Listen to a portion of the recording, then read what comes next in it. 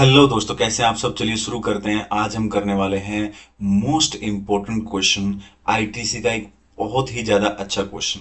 ये question number 13 है। ये आपका आरटीपी सितंबर 25 की जो आरटीपी है उसका क्वेश्चन नंबर 13 है।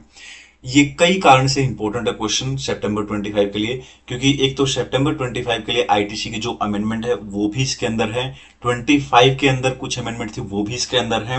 और ओवरऑल ये क्वेश्चन बहुत अच्छा है, अच्छे से कॉन्सेप्ट इसमें पूछ रखे हैं, तो ये बहुत अच्छे से आपको करना है। ठीक है, तो चलिए शुरुआत करते हैं। तो ये 14 नंबर का क्वेश्चन है, तो इट विल टेक टाइम लेने वाला है। एक एक पॉइंट बारीकी से और अच्छे से करना है। और मैं ये मान के चलता हूं कि आपकी कॉन्सेप्ट्स की क्लियरिटी अच्छे से है। ठीक है ना, सारे कॉन्सेप्ट्स आपने ढंग से पढ़ रखे हैं, क्योंकि आईटीसी का 14 नंबर का क्वेश्चन तभी बना सकते हैं जब पूरी बुक का लगभग नॉलेज हो हमें। ठीक है ना, क्योंकि इसके अंदर वो कहीं से भी क्वेश्चन आ सकता है। ठीक है ना, प्लेस ऑफ सप्लाई की इन्वॉल्वमेंट होती है, टाइम ऑफ सप्लाई, एग्जेम्पशन, ठीक है ना, अमेंडमेंट्स की नीड होती है। तो हर तरीके के चैप्टर की यहाँ पे नीड होती है। ठीक है ना, स्पेशली प्रैक्टिकल चैप्टर्स की। ठीक है, तो यहाँ पे जाते हैं। क्वेश्चन नंबर 13 क्या कहता है, शुरुआत करते हैं। ठीक है, तो यहां पे कहता है Nandita private limited registered under the GST in the state of Rajasthan. एक कंपनी है, ठीक है ना, जो रजिस्टर्ड है राजस्थान के अंदर। ठीक है ना, engage in making the various supply of goods and service. It also has branch located, उसकी ब्रांच भी है उत्तराखंड के अंदर, एंड मैन्युफैक्चरिंग यूनिट है झारखंड के अंदर। आगे बढ़ जाते हैं। ठीक है, और यहाँ पे आ जाते हैं। ठीक है, तो यहाँ पे और भी इंफॉर्मेशन दे रखी है, आप देख सकते हो। ठीक है, यहाँ पे कुछ और फॉलोइंग ट्रांजेक्शन दे रखी है मंथ ऑफ जनवरी की। ठीक है, जनवरी महीने की। और यहाँ पे कहता है कि कुछ आउटवर्ड सप्लाईज हैं। ठीक है, ओके, आउटवर्ड सप्लाईज दे रखी हैं। और नीचे कुछ दे रखा है इनवर्ड सप्लाईज दे रखी हैं। ठीक है जी, इनवर्ड सप्लाईज दे रखी हैं। और यहाँ पर आप देखोगे तो यहाँ पे लिख रखा है कि कुछ एडिशनल इन्फॉर्मेशन दे रखी है, और these are some additional information. और नीचे लास्ट में ये कहता है कि भैया आपको मांगा क्या है। ठीक है ना, रीजनिंग देते हुए आपको ये सब चीजें निकालनी है। ठीक है ना, ये सब चीजें हमें निकालनी है। क्या, एलिजिबल आईटीसी। ठीक है ना, एलिजिबल आईटीसी निकालनी है। Minimum net GST liability payable in cash. तो नेट जीएसटी लायबिलिटी वैसे भी निकालेंगे, तो एलिजिबल आईटीसी वैसे एलिजिबल आईटी हम निकालेंगे, है ना। तो चलिए शुरू करते हैं। और हमें एक तरीके से देखें तो नेट जीएसटी लायबिलिटी निकालनी है इसके अंदर। ओके, जब हम नेट जीएसटी लायबिलिटी निकालते हैं दोस्तों, तो उसके लिए क्या होता है, सबसे पहले तो ठीक है ना, जो हमारा सेल्स होती हैं, ठीक है, जिसके ऊपर हम आउटपुट टैक्स निकालते हैं, आउटपुट टैक्स निकाल के उसमें से आईटीसी माइनस कर देते हैं।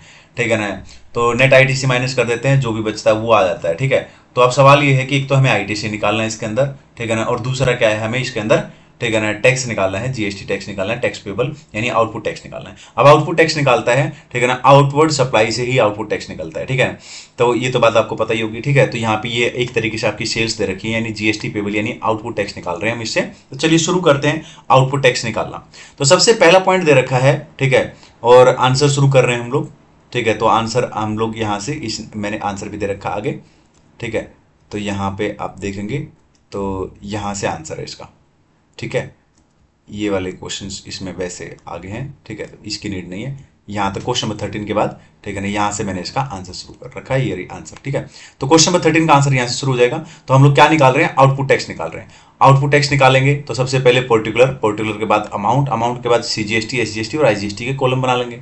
ठीक है ना, और फिर एक एक आइटम लिखना शुरू कर देंगे। सबसे पहली आइटम जो क्वेश्चन के अंदर दे रखी है वो उठा के लिखेंगे और क्वेश्चन पढ़ना शुरू कर देंगे। ठीक है ना, कहाँ पे है अपनी आउटवर्ड सप्लाई, ये रही। तो यहाँ पे पहला पॉइंट दे रखा है दोस्तों, अगर इसको पढ़ेंगे हम लोग तो entered into A forward contract for a commodity on multi commodity exchange MCX, ठीक है ना, विच was settled by netting of the difference between forward rate and market rate on settlement date in January itself। Basically क्या है, ये forward contract है। ठीक है ना, अब फॉरवर्ड कॉन्ट्रैक्ट जो होते हैं वो सिक्योरिटीज के अंदर आते हैं। और जैसा कि आपको पता है कि जो सिक्योरिटीज होते हैं दोस्तों, वो ना तो सप्लाई ऑफ गुड्स होते हैं, ना ही सप्लाई ऑफ सर्विस होते हैं। तो ये सप्लाई ही नहीं है बेसिकली, तो इसके ऊपर टैक्स की बात तो होती ही नहीं है। ठीक है ना, तो टैक्स तो निकलने वाली बात है ही नहीं इसके अंदर। तो यहाँ पे कुछ नहीं दिखाना, चाहो तो नील या फिर डैश लिख के आप काम चला सकते हो, देख सकते हैं आप यहाँ पे। तो ये थोड़ी सी हेडिंग लिख के और फिर उसकी एक्सप्लेनेशन नीचे ही लिख देनी है आपको। ठीक है, तो अमाउंट के अंदर अमाउंट लिख देना जो उन्होंने लिख रखा है, 18 लाख। ठीक है ना, क्वेश्चन में दे रखा है। ओके, ट्रांजेक्शन का अमाउंट, उसके बाद सीजीएसटी, एसजीएसटी और आईजीएसटी में, ठीक है ना, नील या फिर डैश लिख देना। ठीक है ना, और नीचे हल्का सा एक्सप्लेन कर देना इसको।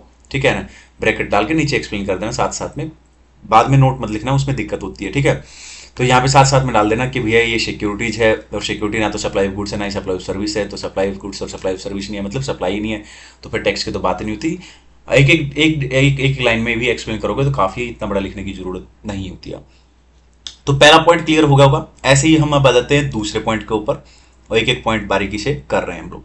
दूसरे पॉइंट के ऊपर आ जाते हैं दोस्तों। दूसरा पॉइंट दे रखा है रेंटिंग, ठीक है ना, renting of dumpers including the driver given for transport of minerals with in the mining area in Jharkhand for a period of 2 year, ठीक है ना।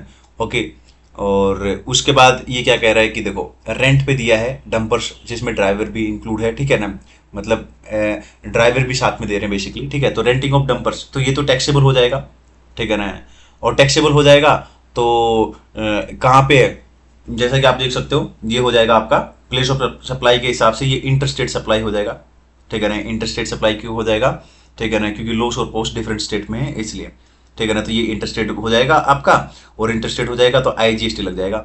अब आप इसके रेट पीछे देख सकते हो, ठीक है ना। क्वेश्चन के बाद में इन्होंने रेट दे रखे होंगे GST के, तो यहाँ कहीं ना कहीं इन्होंने रेट भी दे रखे होंगे, ये रेट।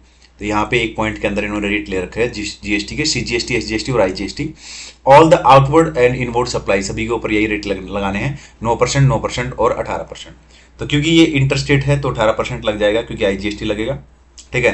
तो यहाँ पे बेसिकली 11,50,000 पे 18% लग जाएगा, IGST कॉलम में लिख देंगे, बात इतनी सी है, खत्म। दूसरा पॉइंट आ जाते हैं, इन्होंने क्या लिखा है देखो नीचे आंसर में, मैं आपको दिखा देता हूँ, ठीक है। तो पहला पॉइंट क्लियर हो गया था। दूसरा पॉइंट, ठीक है ना। अब दूसरा पॉइंट, तो दूसरे पॉइंट के अंदर पहले हेडिंग डाल देंगे कि क्या कर रहे हैं, रेंटिंग ऑफ डंपर्स, ठीक है ना। ओके, तो ये एग्जेम्प्ट तो है नहीं, ठीक है ना, टैक्सेबल है और इंटरस्टेट है, ठीक है, क्लियर है, क्योंकि इसका प्लेस ऑफ सप्लाई आपको पता है, प्लेस ऑफ सप्लाई के हिसाब से ये क्या है, ठीक है ना, लोस और पोस्ट डिफरेंट स्टेट में, तो उसके हिसाब से इंटरस्टेट हो जाता है। तो इसका मतलब IGST लगेगा, ठीक है ना। तो IGST वाले कॉलम में लिख देंगे अमाउंट कितना था, अमाउंट में अमाउंट लिख देंगे 11,50,000, उसका 18% निकाल के ये हो जाएगा। तो दूसरा पॉइंट भी हो गया अपना। तीसरा पॉइंट आ जाते हैं आउटपुट टैक्स के अंदर, तीसरा पॉइंट करते हैं और अब आ जाते हैं तीसरे पॉइंट के अंदर। तीसरे पॉइंट में क्या कहता है, तीसरे पॉइंट में कहता है कि manufactured the silk yarn from rose silk and supply to, ठीक है ना, Gajodar traders registered in Mumbai. देखो दोस्तों, आपको तो पता ही होगा कि अगर सप्लाई कर रहे हैं सिल्क यार्न की, ठीक है ना, ओके, जो व्यक्ति मैन्युफैक्चर कर रहा है और वो किसको कर रहा है, रजिस्टर्ड पर्सन को, सामने वाला व्यक्ति क्या है, रिसिपिएंट क्या है, रजिस्टर्ड है, तो उस केस में क्या है, RCM लग जाएगा। क्या लग जाएगा, RCM लग जाएगा। तो इस केस में भी RCM लग जाएगा, और जो गजोदर ट्रेडर है ना उसको टैक्स भरना है इसके अंदर। तो यहाँ पे तो नील आ जाएगा, इसका मतलब RCM आएगा तो नील आ जाएगा, तो 80 लाख पे कुछ भी नहीं देना, कोई टैक्स नहीं, तो डैश या नील दिखा देना, ठीक है ना। तो यही इन्होंने कर रखा है। देखो नीचे आ जाते हैं और अब तीसरी आइटम पे, ये रही तीसरी आइटम अपनी, तो RCM लग जाएगा, है ना। तो पहले तो लिख दो कि सप्लाई ऑफ यार्न, ठीक है ना, और उसका थोड़ा सा एक्सप्लेनेशन कर दो, ठीक है ना, कि भैया इसके अंदर RCM लगेगा क्योंकि सामने वाला रिसिपेंट क्या है, रजिस्टर्ड है, ठीक है ना, और इसके ऊपर क्या है, RCM लग जाएगा। RCM लग जाएगा तो गजोदर जो है, गजोदर जो है ट्रेडर्स है वो टैक्स भरेगा। तो अमाउंट में अमाउंट लिख के बाकी में डैश लिख देना, या फिर ठीक है ना जो भी है, ठीक है, नील वगैरह चाहो तो नील वगैरह लिख देना। तो 3 पॉइंट हमने कर लिए हैं, स्टेप वाइज जा रहे हैं 1 बाय 1 करके। अगले पॉइंट पे जाते हैं दोस्तों। अगला पॉइंट दे रखा है पॉइंट नंबर 4। पॉइंट नंबर 4 के अंदर क्या है, पॉइंट नंबर 4 बहुत इंपॉर्टेंट पॉइंट है। मैं आपको बता दूं ये इंपॉर्टेंट पॉइंट क्यों है आपके लिए, क्योंकि अगर आपने May 25 का अटेम्प्ट दिया है या नहीं दिया है, तो अभी May 25 की अमेंडमेंट्स आपने पढ़ी होंगी, उसमें से एक इंपॉर्टेंट अमेंडमेंट थी, ठीक है ना। वो अमेंडमेंट थी कि जो लोग PG में रहते हैं या हॉस्टल में जो स्टूडेंट रहते हैं, ठीक है ना, वो टैक्सेबल होएगा, लेकिन अगर 2 कंडीशन पूरी हो जाती है तो वो एग्जाम्प्ट हो जाता है, ठीक है ना। 2 कंडीशन कौन सी थी, कि जो वैल्यू है, जो अमाउंट है, ठीक है ना, वो अगर 20,000 या उससे कम है अगर, ठीक है ना, एंड साथ में दूसरी कंडीशन क्या थी कि कंटिन्यूस पीरियड जो उसका स्टे है, कंटिन्यू पीरियड वो होना चाहिए एटलीस्ट 90 डेज। तो इसमें देख लेते हैं, तो यही इसी के ऊपर है ये question. Basically amount received for accommodation service provided to 10 student, UPSC कर रहे हैं और 10 स्टूडेंट है, ठीक है ना। ओके, अकोमोडेशन कंटिन्यूस पीरियड कितना है, स्टे उनका 6 मंथ, तो 90 डेज तो होना चाहिए कम से कम, तो उससे तो ज़्यादा ही है, ठीक है ना। और मंथली रेंट कितना है, ठीक है ना, या तो 20,000 होना चाहिए, उससे कम होना चाहिए, तो यहाँ तो 20,000 है, कोई दिक्कत नहीं है, तो इसका मतलब हो जाएगा। तो ये तो हो जाएगी बात, यहाँ पे ये एग्जाम्प्ट हो जाएगा, बात खत्म, ठीक है ना। ओके, क्लियर है, ठीक है। वैसे तो टैक्सेबल है लेकिन एग्जाम्प्ट हो जाएगा क्योंकि दोनों कंडीशन सेटिस्फाई हो रखी है, तो यहाँ पे ये भी एग्जाम्प्ट हो जाएगा। आइए इसको दिखाते हैं कि किस तरीके से इन्होंने ये पॉइंट नीचे दिखा रखा है दोस्तों। आ जाते हैं और यहाँ पर आप देख सकते हैं, ठीक है। तो इसको आप लिख दो, वैल्यू लिख के और यहाँ पे डैश लगा दो क्योंकि ये एग्जाम्प्ट है, और यहाँ पे वही एक्सप्लेनेशन लिख देना, ठीक है ना, कि भैया वैसे तो टैक्सेबल है लेकिन 2 कंडीशन, क्योंकि 20,000 लेस या इक्वल है, ठीक है ना, और साथ में क्या है, कंटिन्यूस पीरियड ऑफ स्टे कितना है, 90 डेज है, ठीक है ना। तो एटलीस्ट 90 डेज तो होना चाहिए, इसमें तो 6 मंथ है, तो कोई दिक्कत नहीं है ना। तो ये बात आपको लिख देनी है। तो 4 पॉइंट हो गए दोस्तों, आउटपुट टैक्स निकाल रहे हैं, 4 पॉइंट हो चुके हैं। अगले पॉइंट की तरफ चलते हैं और अगले पॉइंट पे आ जाते हैं, ठीक है ना। 4 के बाद आ जाता है पॉइंट नंबर 5। पॉइंट नंबर 5 बहुत अच्छा पॉइंट है, कोई दिक्कत नहीं आएगी, लेकिन इसके लिए आपके कॉन्सेप्ट्स बहुत डीपली और अच्छे से क्लियर होने चाहिए, ठीक है ना। हम लोगों ने एक चैप्टर पढ़ा था, ठीक है ना, याद होगा आपको वो चैप्टर कौन सा था जिसमें वैल्यू निकालते थे, और वैल्यू निकालते थे तो सेक्शन 15 के हिसाब से वैल्यू निकलती थी जीएसटी के अंदर। और अगर रिलेटेड है, ठीक है, तो रिलेटेड के केस में क्या होता था, रूल्स के हिसाब से वैल्यू निकलती थी, जिसमें 27, 28, 29 रूल वगैरह होते थे, ठीक है ना। और उसमें से एक इसी तरीके से उसी रूल एक होता था रूल 29। रूल 29 में क्या होता था, ओपन मार्केट वैल्यू और 90% of like kind and quality, ठीक है ना। उसमें सप्लायर का ऑप्शन था, जो भी दोनों में से कम होता था वो ले लेते थे। वो सब बातें इसके अंदर आपको जरूरत पड़ेगी। और साथ ही साथ हम पढ़ते थे, ठीक है ना, एक चैप्टर जिसका नाम होता था दोस्तों सप्लाई अंडर जीएसटी, ठीक है ना। अब सप्लाई के अंदर हम काफी सारी चीजें पढ़ते थे कि भैया कोई चीज सप्लाई है या नहीं है, ठीक है ना। वो सारी चीजें भी आपको इसके अंदर नीड पड़ेगी। उसी के अंदर हम एक पढ़ते थे शेड्यूल 1, और शेड्यूल 1 का पैरा 3 पढ़ते थे, प्रिंसिपल और एजेंट वाला, जिसके अंदर ये पढ़ते थे कि अगर कोई एजेंट है वो खुद के नाम में इनवॉइस काट के दे रहा है तो वो फिर फॉल कर जाएगा पैरा 3 के अंदर, और that will be consider supply, ठीक है ना। तो आई होप ये सब बातें आपको पता होगी, और प्लेस ऑफ सप्लाई के चैप्टर्स भी पता होंगे। तो इस तरीके से ये सारी बातें पता है तो पॉइंट नंबर 5 में आप, ठीक है ना, कोई दिक्कत आपको होने वाली नहीं है। तो इंपॉर्टेंट पॉइंट है, ध्यान से देखेंगे। तो क्या कहता है, supplied branded electronic goods to a consignment agent, यहाँ पे एजेंट की बात कर दी है, ठीक है ना। सुहासिनी ट्रेडर इन जोधपुर राजस्थान, सुहासिनी ट्रेडर्स इशूड ए इनवॉइस, खुद के नाम में इनवॉइस हो रखा है इशू, वही बात है जो मैंने बोली थी वो लिख रखी है। Suhasini traders supplied the goods of like kind and quality to unrelated unrelated, ठीक है ना, wholesaler in the state of Madhya Pradesh and Uttar Pradesh, 5,60,000 during the same month and open market value जिसकी ये दे रखी है, ये रूल 29 लग जाएगा यहाँ पे, ठीक है ना। तो इसके अंदर क्या करना है, इसके अंदर क्या करना है आपको मैं साथ साथ में थोड़ा सा एक्सप्लेन करूंगा, ठीक है ना, नहीं तो आपको दिक्कत होगी, क्योंकि अगर आपको कॉन्सेप्ट्स की वीकनेस है, कॉन्सेप्ट्स की क्लियरिटी ज्यादा नहीं है। तो यहाँ पे दोस्तों सप्लाई ऑफ गुड्स एक कर रहे हैं, ठीक है ना, किसको, एक एजेंट को। तो एजेंट ने अगर खुद के नाम में इनवॉइस काटा है, ठीक है ना, एजेंट ने अगर खुद के नाम में इनवॉइस काटा है तो एज पर शेड्यूल 1 पैरा 3 में फॉल कर जाएगा, ठीक है ना, और सप्लाई मानी जाएगी। तो 5,04,000 अमाउंट ले रखा है इसने, जबकि क्वेश्चन में आप देखोगे तो क्वेश्चन में यहाँ पे 2 अमाउंट दे रखे हैं, ठीक है। तो ये 5,04,000 कैसे ले लिया सर इन्होंने, तो पहली बात तो ये ध्यान रखना कि ये इंटरेस्ट रेट है प्लेस ऑफ सप्लाई के हिसाब से, ठीक है ना, ये इंटरेस्ट रेट है। ये कैसे लिया है, एज पर रूल 29 लगेगा इसमें, तो रूल 29 लगेगा तो क्या करेंगे, ओपन मार्केट वैल्यू जो कि क्वेश्चन में दे रखी है 5,40,000 और 90% of like kind and quality दे रखा है 5,60,000, उसका 90% कर दो, ठीक है ना। अब ऑप्शन किसका है, सप्लायर के ऑप्शन पे है, तो दोनों में से जो भी कम होगा सप्लायर उसको सिलेक्ट कर लेगा, 5,40,000 और 5,04,000, तो 5,04,000 ले लेगा। इस तरीके से यहाँ पे 5,04,000 रुपये अमाउंट है, और क्योंकि इंटरेस्ट रेट है तो यहाँ पे 9% का रेट लग जाएगा, ठीक है ना, सीजीएसटी और एसजीएसटी। आई होप क्लियर है एकदम बढ़िया तरीके से, ठीक है ना। तो यहाँ पे आ जाते हैं अब नेक्स्ट पॉइंट पे। अब पॉइंट नंबर 6 पढ़ेंगे, और पॉइंट नंबर 6 के लिए वापस हमें क्वेश्चन के ऊपर जाना पड़ेगा, ठीक है ना। क्वेश्चन में दिक्कत नहीं है, बल्कि अगर हर एक चैप्टर अच्छे से नहीं पढ़ा तो दिक्कत है। अब यहाँ पे देखो ऊपर वाले सारे के सारे पॉइंट हमने कर लिए हैं, लेकिन उसके बाद शुरू हो गया इनवर्ड सप्लाई, जो कि परचेज, इसके ऊपर आईटीसी निकलेगा तो इसका तो कोई काम नहीं है। यहाँ पे नीचे आ जाओ, एडिशनल इंफॉर्मेशन में कुछ ना कुछ दे रखा हो आउटवर्ड सप्लाई, तो उसको पकड़ लेंगे अपन। तो नीचे अगर आएंगे हम लोग तो यहाँ पे काफी सारे पॉइंट्स इसने दे रखे हैं। नीचे वाले पॉइंट तो कोई काम के नहीं है, पॉइंट नंबर 1, 2 को छोड़कर ये 3, इसमें तो ये बता रखा है कि सारे अमाउंट जो है एक्सक्लूसिव टैक्स मान लें, ठीक है ना। और ये बता रखा है all the inward supply were used for taxable as well exempted, तो ये वो हो जाएगा, अपॉर्चनमेंट होता है ना, वो हो जाएगा। There was no opening balance of ITC, कोई ओपनिंग बैलेंस नहीं है, ठीक है ना। Company always choose the most beneficial official, जो भी मोस्ट बेनिफिशियल ऑप्शन होता है वो चूज करते हैं, जैसे कि अपन ने किया था एजेंट के मामले में, अभी वो वाला पॉइंट इसने बोल रखा, नहीं बोलता तो भी हम करते। इतनी बातें इसने बोल रखी है, आई होप यहां तक क्लियर होगा। अब हम चलते हैं एडिशनल इंफॉर्मेशन के अंदर, पहली इंफॉर्मेशन जो इसने दे रखी है इसको पढ़ते हैं। Some taxable goods were transfer to the company branch located in Uttarakhand, ठीक है ना, for promoting the gifting by branch. Invoice value जिसका 2,40,000 और ओपन मार्केट वैल्यू जिसका 2,80,000 है।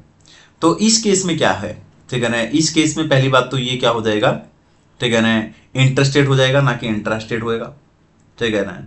और जो रिसिपिएंट है इस केस में, यानी कि जो ब्रांच है, ठीक है ना, वो एलिजिबल नहीं है फुल आईटीसी, ठीक है ना, not eligible for taking full ITC, ठीक है ना, ऐसा कुछ लिख नहीं रखा है, ठीक है ना, ना ही गुड्स फर्दर सप्लाई की इंटेंशन की कोई बात है। तो यहाँ पे क्या है, ठीक है ना, इनवॉइस वैल्यू से हमें कोई मतलब नहीं है, इसलिए हमें यहाँ पे क्या लेना पड़ेगा, open market value shall be the value. तो ये रूल 28 आपने पढ़ा होगा, उसके हिसाब से हमने ये वाला पॉइंट लिया है, ठीक है ना, आई होप आपको पता होगा। तो हम जब आंसर लेंगे इसका, तो आंसर लेंगे तो क्या हो जाएगा, 2,80,000 रुपये लेना पड़ेगा, ठीक है ना। तो आ जाते हैं पॉइंट नंबर 6 के ऊपर। तो पॉइंट नंबर 6 नीचे दे रखा हुआ, ये देखो 2,80,000 ले लेंगे, ठीक है ना, 2,80,000, ठीक है ना, इंटरेस्ट रेट है, ठीक है ना, तो IGST लग जाएगा, 2,80,000 का 18% ये आ जाएगा, ठीक है ना। ये क्यों किया है, क्योंकि एज पर रूल 28 हमने वैल्यू निकाली है, ठीक है ना। रूल 28 आपको पता होगा, वैल्यू सप्लाई चैप्टर आपने पढ़ा होगा। अब आगे चलते हैं दोस्तों और अगले पॉइंट पे आ जाते हैं। This point is extreme important, ठीक है ना। क्यों इंपॉर्टेंट है, ठीक है ना, क्योंकि देखो प्रैक्टिकल इंप्लीकेशन अगर अमेंडमेंट का साथ साथ में पता लग जाए तो वो पॉइंट और ज्यादा क्लियर हो जाता है। तो सितंबर 25 में जिन लोगों का पेपर है, तो सितंबर 25 में ITC चैप्टर के अंदर एक अमेंडमेंट है, ठीक है ना, पैनल चार्जेस करके, ठीक है ना, और उसके ऊपर ये अमेंडमेंट का पॉइंट इन्होंने बना रखा है। तो चलिए इसको पढ़ते हैं आगे की तरफ, आगे बढ़ जाते हैं। हम निकाल रहे हैं आउटपुट टैक्स लायबिलिटी, ठीक है ना। तो यहाँ पे वापस क्वेश्चन की तरफ आ जाते हैं। तो यहाँ पे अब नेक्स्ट पॉइंट पे आ जाते हैं। क्वेश्चन जब ये पूरा का पूरा पॉइंट जब पढ़ोगे तो पैनल चार्जेस लिख रखा है, ठीक है ना। बाकी अगर पूरे को पूरा पढ़ोगे तो भी कोई आपको फर्क नहीं पड़ेगा, पैनल चार्जेस वाली बात है। इसके अंदर होता क्या था बेसिकली, अगर कोई भी व्यक्ति लोन लेता है, ठीक है ना, किसी बैंक वगैरह से, ठीक है ना, और वो क्या कर देता है, ब्रीच कर देता है जो भी उसकी कंडीशंस वगैरह होती हैं, ठीक है ना, कॉन्ट्रैक्ट की, ठीक है ना, तो बैंक क्या करता है, उससे चार्जेस लेता है, ठीक है ना। उसको बोलते हैं अपन क्या, पैनल चार्जेस। तो वो पैनल चार्जेस क्या है, सप्लाई नहीं है, उसके ऊपर कोई भी GST नहीं लगता है। ये अमेंडमेंट के अंदर मैंने करा रखी है। आप चाहो तो अमेंडमेंट वाले चैप्टर के अंदर अलग से चैप्टर डाल रखा है, ठीक है ना, आप उसके अंदर देख सकते हो, ठीक है ना। तो ये वाली बात यहाँ पे बोल रखी है, क्लियर है। तो यही बोल रखी है इसने, नंदिता प्राइवेट लिमिटेड, ठीक है ना, had secured A loan 120 crore, ठीक है ना, 120 crore in the month of April from the, एक बैंक से कंपनी ने लोन लिया 120 करोड़ रुपए का, ठीक है ना। पैनल चार्जेज अमाउंटेड टू इतने वर लेविड बाय बैंक, ठीक है ना, बैंक ने उससे चार्जेज, पैनल चार्जेज ले रहे, ठीक है ना, in compliance with RBI direction since the इतने टू कंप्लाई, उसने क्या है, जो भी कंडीशंस वगैरह थी वो कंप्लाई नहीं की, वही बातें यहाँ पे लिख रखी है एज इट इज, ठीक है ना। तो यहाँ पे क्या हो जाएगा, कोई भी GST नहीं लगेगा क्योंकि ये सप्लाई नहीं है भाई साहब, पैनल चार्जेस, ठीक है ना, क्लियर है, ठीक है, ओके जी। अब नीचे आ जाते हैं दोस्तों और नीचे की तरफ हम लोग क्वेश्चन पे, मैं आपको ये दिखा देता हूँ पॉइंट, फिर उसके बाद आगे बढ़ेंगे। ये हो गया था, ये हो गया था, यहाँ पे ये भी हो गया था, ठीक है ना, ये भी पॉइंट हो गया था। नीचे आ जाते, ये रहा, तो ये रहा, अगला पॉइंट लिख लेंगे, ठीक है ना, पैनल चार्जेस। और पैनल चार्जेस में जैसा कि मैंने बताया था, ठीक है ना, पैनल चार्जेस क्या है, charges for breach of terms of contract, ठीक है ना, जो टर्म्स एंड कंडीशंस है, ठीक है ना, वो ब्रीच करने पे तो इस पे कोई GST नहीं लगेगा। तो आप देख सकते हो यहाँ पे डैश डैश डैश यानी कि नील लिख देना है आपको, ठीक है ना, वैल्यू में खाली वैल्यू लिख देना। सारे पॉइंट निकल गए दोस्तों, ठीक है ना। अब आपको आउटपुट टैक्स निकाल लेना है अपना। CGST वाला यहाँ पे टोटल हो जाएगा, SGST वाला टोटल यहाँ पे हो जाएगा, IGST वाला टोटल यहाँ पे हो जाएगा। और हमें क्वेश्चन में क्या पूछ रखा है, नेट GST पेबल पूछ रखा है। तो इसका मतलब क्या हुआ कि जो आउटपुट टैक्स है अगर उसमें से ITC का सेट ऑफ कर दें, ठीक है, यानी ITC माइनस कर दें, ठीक है, तो जो बाकी का बचेगा वो क्या बच जाएगा, ठीक है ना, नेट GST बच जाएगा। तो बस अगर हम ये निकाल लें कि ITC क्या है अपना, तो बात बन जाएगी। अब ITC निकालेंगे कैसे, तो वो हम अब निकाल रहे हैं, नीचे निकालेंगे ITC, ठीक है ना। तो क्या क्या कंप्यूट करेंगे, अब हम लोग ITC निकालेंगे। अब ITC कैसे निकलेगा, ठीक है ना, वो निकलेगा जो परचेज वगैरह दे रखी होंगी क्वेश्चन के अंदर। तो अब वापिस आ जाओ ऊपर की तरफ, अब एक एक करके इसकी जो परचेज दे रखी है उनको पकड़ लो, ठीक है ना। आउटपुट टैक्स तो ऊपर वाली से निकल गया है, आउटवर्ड सप्लाई से। ये दे रखी है आपकी इनवर्ड सप्लाई। अब इनवर्ड सप्लाई के अंदर हम लोग आ जाते हैं। पहला दे रखा है अवेल्ड इवेंट मैनेजमेंट सर्विस, ठीक है ना, availed event management service from the white frame event registered in Rajasthan for organising, नीचे आ जाते हैं, ठीक है ना, द कंपनी प्रोडक्ट लॉन्च, ठीक है ना, मीट एट कन्वेंशन सेंटर इन दिल्ली। तो ये हो जाएगा दोस्तों, ठीक है ना, प्लेस ऑफ सप्लाई के हिसाब से ये हो जाएगा इंटरेस्टेड सप्लाई। पहली बात तो प्लेस ऑफ सप्लाई के हिसाब से ये क्या हो जाएगा, प्लेस ऑफ सप्लाई के चैप्टर के हिसाब से ये एक तो इंटरेस्टेड सप्लाई हो जाएगा, ठीक है ना। क्यों, क्योंकि सामने वाला व्यक्ति क्या है, रजिस्टर्ड है, ठीक है ना। अगर इवेंट मैनेजमेंट का पॉइंट अगर आपको याद है, सामने वाला व्यक्ति अगर रजिस्टर्ड है तो लोकेशन ऑफ सच रिसिपिएंट हो जाता है, यानी राजस्थान हो जाएगा, ठीक है ना। आई होप इसमें कोई दिक्कत नहीं है, ठीक है ना, क्लियर है। तो इस केस में क्या हो जाएगा, इस केस में, ठीक है ना, अगर हम ITC की बात करें अगर, ठीक है ना, तो यहाँ पे ITC की अगर बात करें तो जैसा कि मैंने बताया इंटरेस्ट रेट है तो वही टैक्सेबल है, तो टैक्सेबल है तो ITC तो मिल ही जाएगा, कोई दिक्कत नहीं है ना। तो 5,50,000 रुपये का अमाउंट है, ये रहा 5,50,000 रुपये का अमाउंट है, तो 9% के रेट से आईटीसी क्लेम हो जाएगा। नीचे की तरफ आ जाते हैं और आईटीसी के अंदर पहला पॉइंट लिख लेते हैं। तो यहाँ पे आ जाते हैं नीचे नीचे नीचे नीचे, और ये आ गया है आपका आईटीसी का पहला पॉइंट। तो आईटीसी का पहला point, particular amount CGST SGST IGST format वही रहेगा। इवेंट मैनेजमेंट सर्विस है, ठीक है ना, ओके। सामने वाला बंदा रजिस्टर्ड है तो प्लेस ऑफ सप्लाई वही हो जाएगा। इंटरेस्टेड होगा तो 5,50,000 पे 9% करके निकाल देना है। और नीचे हल्की सी एक्सप्लेनेशन, जो कि जिसके अंदर प्लेस ऑफ सप्लाई वगैरह थोड़ा सा चाहो तो लिख सकते हो, एक ही लाइन के अंदर बातें लिख देनी। दूसरे पॉइंट के अंदर आ जाते हैं दोस्तों। दूसरा पॉइंट जो उन्होंने बता रखा है, दूसरे पॉइंट के अंदर वापस हमें क्वेश्चन के ऊपर जाना पड़ेगा और क्वेश्चन के ऊपर चले जाते हैं, ठीक है ना। अब वापस क्वेश्चन के ऊपर आ जाते हैं। यहाँ पे ये रहा क्वेश्चन, तो दूसरा पॉइंट ये रहा, ठीक है ना। अच्छा पॉइंट है, ध्यान से देखना है। इसमें क्या है, मशीन परचेज कर रहा है, ठीक है ना। Purchase high capacity industrial machine from the tech fab engineering limited, a registered supplier based in Ranchi Jharkhand, to produce the taxable item, ठीक है ना। As per the terms of the contract, part of the machine were brought, ठीक है ना, at the manufacturing unit located in Jharkhand and assembled commissioned thread, ठीक है ना, and after the recipient inspection and approval it deliver was complete. 2 lakh रुपए का amount है, ठीक है, 2 लाख रुपए का अमाउंट है। क्वेश्चन आंसर के अंदर 1 लाख रुपए लिख रखा था, तो मैंने 2 लाख रुपए कर दिया था। पहली बात तो प्लेस ऑफ सप्लाई के हिसाब से ये क्या हो जाएगा, इंटरेस्टेड सप्लाई हो जाएगा, ठीक है ना। और आईटीसी के ऊपर कोई भी आईटीसी आपको मिलने वाला नहीं है, ठीक है ना। आईटीसी के अंदर कोई भी मिलने वाला नहीं है, ठीक है, क्लियर है। तो इसमें आईटीसी आपको नहीं मिलेगा, तो ये वाले पॉइंट आपको पता होगा। नीचे की तरफ आ जाते हैं, ठीक है ना, नीचे की तरफ आ जाते हैं और नीचे आ जाते हैं। अब पॉइंट नंबर 2, ये होगा आपका पॉइंट नंबर 2। एक्सप्लेनेशन भी दे रखा है, ठीक है ना, कि प्लेस ऑफ सप्लाई क्या होगा, ठीक है ना, और आईटीसी क्यों नहीं मिलेगा वो सब बता रखा है। ITC of same is not available since the recipient of said interstate supply is located in different state, ठीक है ना, then of place of supply, location of supplier, place of supply in the same state and recipient is other state, in such case ITC will not be allowed, ठीक है ना। That's why यहाँ पे ITC आपको मिलने वाला नहीं है। यहाँ पे आंसर के अंदर इन्होंने 1 लाख रुपए अमाउंट लिख रखा था, मैंने 2 लाख कर दिया है, नील डैश हो जाएगा। आई होप क्लियर है, कोई दिक्कत इसमें नहीं है। अगले पॉइंट की तरफ चलते हैं दोस्तों, क्वेश्चन पे आ जाते हैं, अगले पॉइंट पे। तीसरा पॉइंट आ जाते हैं यहाँ पे, ये पॉइंट। अब इसके अंदर एक छोटा सा बारीकी सा कॉन्सेप्ट है जो आपको पता होगा, नहीं पता है तो फिर दिक्कत होगी। वो पॉइंट क्या है, ठीक है ना, कि इंजन कैपेसिटी देखनी पड़ेगी यहाँ पे, ठीक है। जो इलेक्ट्रिक स्कूटर होता है ना, उसकी इंजन कैपेसिटी देखनी पड़ेगी। अगर engine capacity up to 25 CC है और वो उसका यूज बिजनेस में हो रहा है, ठीक है, use in the course of business, ठीक है ना, तो फिर वो ब्लॉक नहीं है, ठीक है ना। वो क्या है, वो मोटर व्हीकल की डेफिनेशन से एक्सक्लूड होता है, बाहर होता है। ये बात आपको ध्यान रखनी है, ठीक है ना। तो इसका मतलब क्या हुआ, ठीक है ना, इसका मतलब ये हुआ कि उसको आईटीसी मिल जाएगी। तो इस क्वेश्चन को हम पढ़ लेते हैं, एक बार इस पॉइंट को पढ़ लेते हैं। Purchased 3 electric scooter with engine capacity up to 25 CC है, कोई दिक्कत नहीं है। For use by its employ in the course of business भी हो रहा है, ठीक है ना। And scooter were supplied in, ठीक है ना, Jaipur by GST registered dealer located in Kerala. तो ये इंटरस्टेट सप्लाई हो जाएगा, क्योंकि प्लेस ऑफ सप्लाई के हिसाब से ये क्या हो जाएगा, इंटरस्टेट सप्लाई हो जाएगा। और आईटीसी मिल जाएगा, क्योंकि मैंने आपको बता दिया आईटीसी क्यों मिल जाएगा, ठीक है ना, क्योंकि it is not blocked, blocked नहीं है, ठीक है ना। ब्लॉक क्यों नहीं है, क्योंकि 25 सीसी तक है, ठीक है ना, और इन द कोर्स ऑफ बिजनेस, यानी कि बिजनेस में भी यूज हो रहा है। तो यहाँ पे 1,80,000 का, ठीक है ना, आईजीएसटी, ठीक है, के रेट वाले 18% के हिसाब से आईटीसी मिल जाएगा। 1,80,000 का 18%, ठीक है ना। आइए नीचे की तरफ देखते हैं, तीसरा पॉइंट लिख लेंगे नीचे आंसर के अंदर और आगे बढ़ जाएंगे। हम निकाल रहे हैं आईटीसी, आईटीसी के अंदर तीसरा पॉइंट ये रहा, इलेक्ट्रिक स्कूटर परचेज, ठीक है ना, interstate supply, place of supply के हिसाब से, ठीक है ना। और 1,80,000 का अमाउंट और उसका 18% इतना आईटीसी हो जाएगा। और वो जो बात मैंने बोली थी प्रोविजन कि भैया आप 25 सीसी है, द कोर्स ऑफ बिजनेस है, तो यहाँ पे ब्लॉक नहीं है, ठीक है ना, क्योंकि मोटर व्हीकल की डेफिनेशन में ये इंक्लूड नहीं होएगा। आई होप क्लियर है। अब इसके अलावा और कोई भी पॉइंट इसके अंदर है ही नहीं, पॉइंट सारे खत्म हो जाते हैं। तो यहाँ पे आपका टोटल आईटीसी निकल गया है। अब टोटल आईटीसी में से टैक्सेबल माइनस करने के बाद आपका कॉमन क्रेडिट आता है, ठीक है ना। तो इसमें कुछ है नहीं बाकी, तो यही कॉमन क्रेडिट आ जाएगा आपका।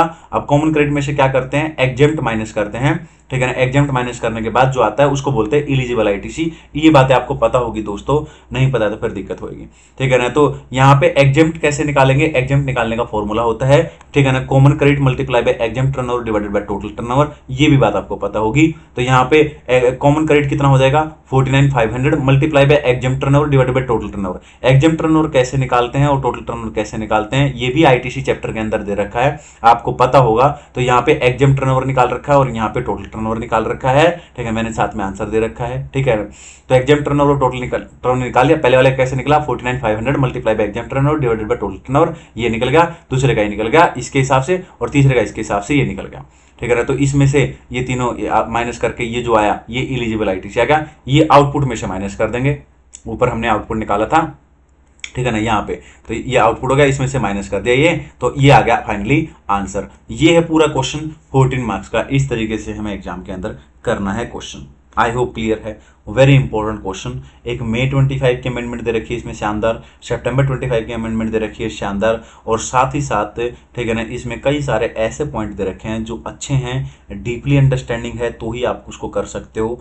प्लेस ऑफ सप्लाई का चैप्टर आपको अच्छे से आना चाहिए, टाइम ऑफ सप्लाई का चैप्टर आपको अच्छे से आना चाहिए, आरसीएम के प्रोविजन आपको अच्छे से आने चाहिए, ईसीओ के प्रोविजन आने चाहिए आपको, ठीक है ना, रजिस्ट्रेशन के प्रोविजन आने चाहिए आपको।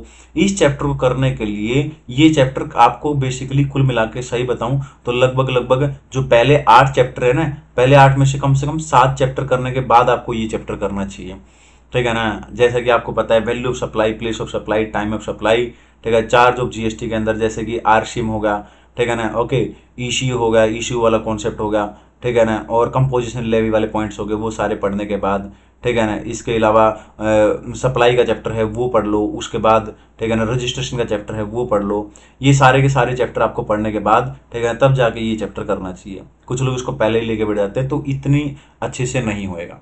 आई होप ये क्वेश्चन से आपको हेल्प मिलेगी, ठीक है ना। और ये पैनल वाला चार्जेस आपको समझ में आ गया होगा, बिल्कुल एक लाइन में ये अमेंडमेंट थी अब की बार, ठीक है ना। तो इसमें मैंने आपको बता दिया था, एक बार आपको रिवीजन कराऊं ये वाला पॉइंट, ठीक है ना। इसके अंदर ये था, ठीक है, कि अगर कोई भी व्यक्ति, ठीक है ना, बैंक से लोन ले रहा है, ठीक है ना, और बाद में क्या है वो जो कॉन्ट्रैक्ट की टर्म्स एंड कंडीशंस थी उसको क्या कर देता है, वो ब्रीच कर देता है, तो बैंक क्या करता है उससे पेनल चार्जेस लेता है, तो वो सप्लाई नहीं है, ना ही उसके ऊपर कोई जीएसटी लगेगा, ये बात थी यहाँ पे। तो ये आपकी अमेंडमेंट मैंने आपको 2-3 बार करा दी है, ठीक है। आई होप क्लियर है दोस्तों। इसी बात पे वीडियो को लाइक कर दो और चैनल को सब्सक्राइब कर दो और वीडियो को शेयर कर दो। शॉर्ट वीडियो बना रहा हूँ, ये वीडियो सबसे लेंथी रहेगा शॉर्ट में, इसकी वजह है क्योंकि ये 14 नंबर वाला क्वेश्चन है, ठीक है ना।